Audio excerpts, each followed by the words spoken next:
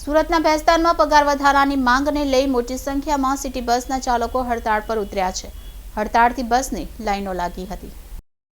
સુરતના ભેસ્તાન વિસ્તારમાં સિટી બસના પૈડા થંભી ગયા છે। સિટી બસના ડ્રાઈવરોએ પગાર વધારાની માંગ સાથે હડતાળ પર ઉતર્યા છે, જેના કારણે ભેસ્તાન સ્ટેશન પર ગાડીની કતાર લાગી ગઈ છે। પગાર ન વધે ત્યાં સુધી બસ હંકારવાનું બંધ થતાં મુશ્કેલી ઊભી થઈ છે। ઉલ્લેખનીય છે કે સુરત શહેરમાં માસ ટ્રાન્સપોર્ટેશનને લઈ સતત વિવાદો સામે આવતા રહે છે। કોર્પોરેશનના અધિકારીઓની નિષ્ક્રિયતા અને કોન્ટ્રાક્ટર સાથેની મિલીભગતના સતત આક્ષેપ પણ થતા રહે છે।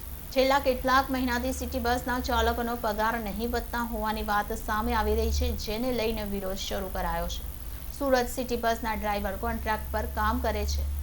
બહાર ડ્રાઈવર કંડક્ટરને 10,000 રૂપિયા પગાર આપવામાં આવે છે। આજે અચાનક 70 થી વધુ બસોના પૈડા રોકાઈ જતા मुसाफिर परेशान થયા હતા।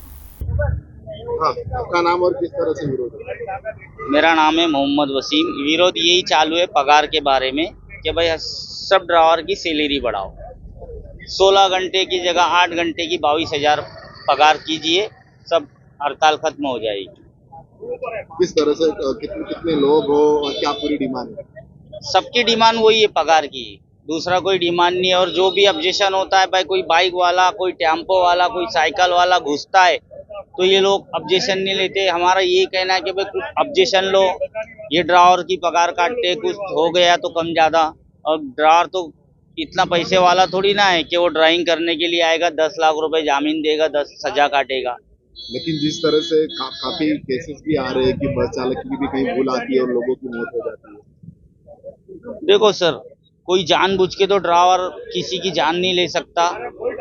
ये तो आने वाले की गलती होगी या ड्राइवर की चूकी होगी, दोनों में से गलती किसी का भी कोई आ जावे तो उसी के लिए है ना कि ऐसी भूल नहीं होनी चाहिए।